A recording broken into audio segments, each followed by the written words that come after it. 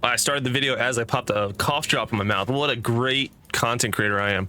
All right, so this is going to be a Vanguard build for the Demon Hunter. I have maxed out all of the essences for my Demon Hunter, so I don't know how much longer I will be on the class, as I feel like I'm wasting my time and need to be on a new class anytime I can when it comes to getting all of the essences. So I do want to make sure I give you guys all the updated builds for PvP, farming, raiding, and now, of course, Vanguard. So Vanguard, this will be our first class that we're doing a Vanguard build on. Sort of highlighting the set pieces. I'm using a 6-piece Vithus because in Vanguard it is especially helpful when you get the additional heals. The heal on the ground that you'll see every about 40 seconds, not the AoE heal you saw right there, but a circular one just on the ground that's also green. That is actually the 6-piece Vithus, so it's super helpful to have that. That right there is actually it. So it actually heals you and your teammates. So it's not a terrible thing to have. And then the 2-piece, I'm currently running Banquet because I am doing fire damage with my oops, there's a corruption. Come back in, heal all the corruption.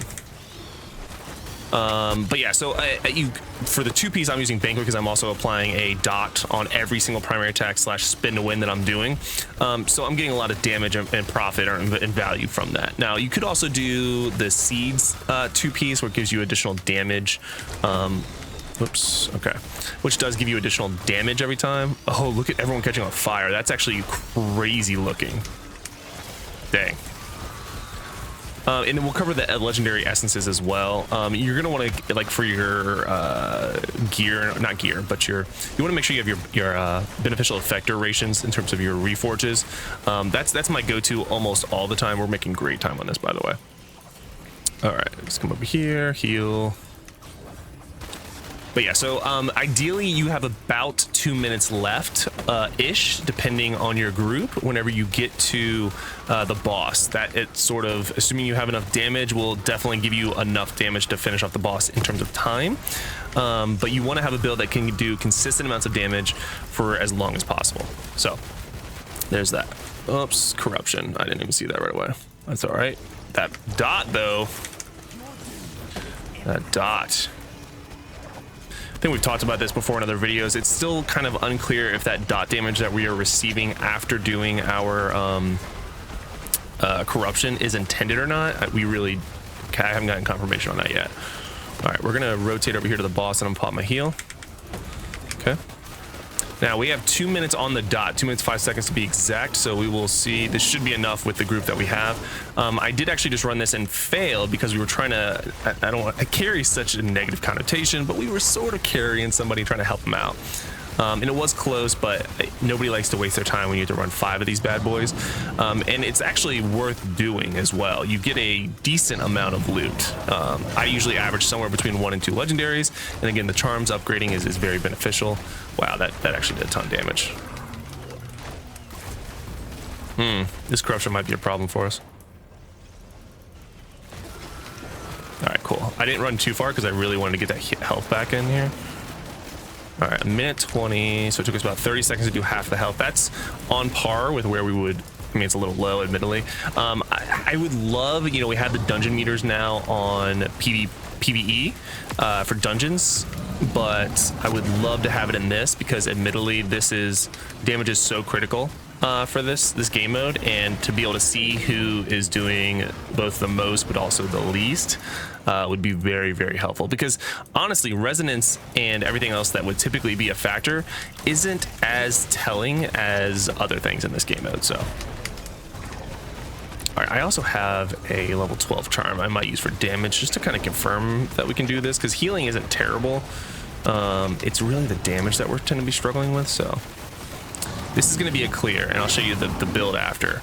But this is definitely the build that I use the most frequently. All right, corruption is going to hurt.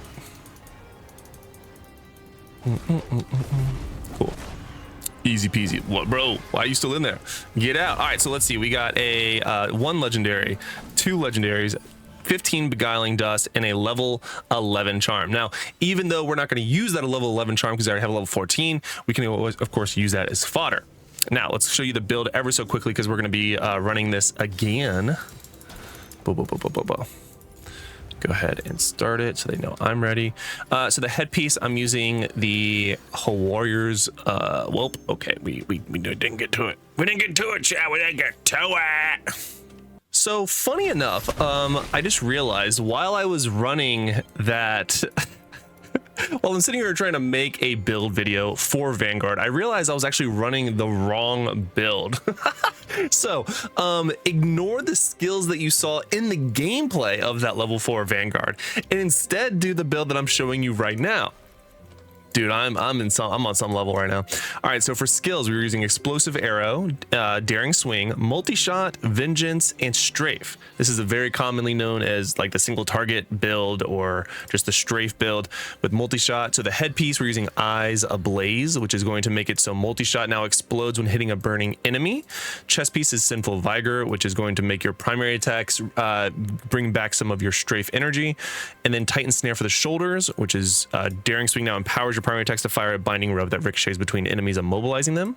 Pants is Trampled Hope, which is Daring Swing also increases your attack speed. Unrelenting Furor, which is strafe duration increased by 39%. Offhand number 1 is Pain Sour, which is strafe now fires your primary attacks focus at the nearest enemy. Fang Splitter is the other main hand 2, which is Multi-Shot now empowers your primary attacks to fire multi-shots for a short time. And then last but not least, we are using Hell Binder, which is going to give us that fire with the explosive arrows. The primary attacks, now our primary attacks will also do burn over 2 seconds, which is going to go hand in hand with Eyes Ablaze, causing the multi-shot to then explode. Actually haven't changed my cursed properties in a while, but apparently I'm running a 2-piece lashed and 3-piece netted.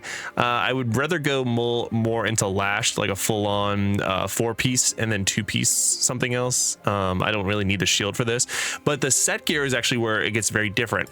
So we're actually using a 6-piece Vithus because of the 6-piece bonus here. So each time you use a skill to buff yourself or a party member, you create an area of apotheosis for 12 seconds that grants you 12% life drain to yourself and any party member within the area.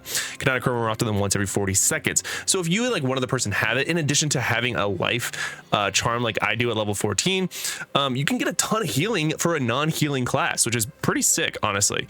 And then for my 2-piece, I'm actually running the Banquet of Eyes because again, I have the burn and the burn going, so I'm now at just getting basically a flat amount of 50% damage.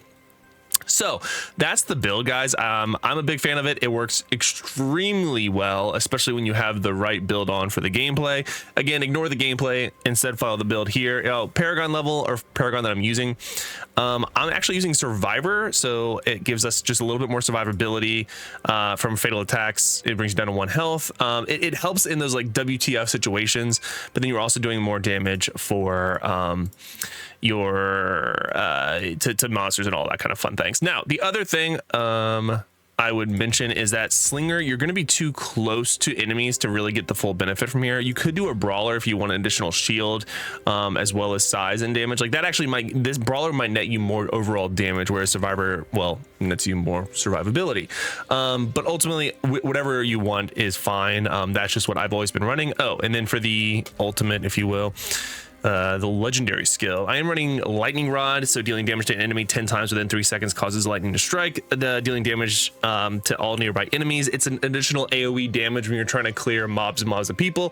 Fits perfectly, guys. But if you want a shield for more survivability, you can of course go with Benefactor.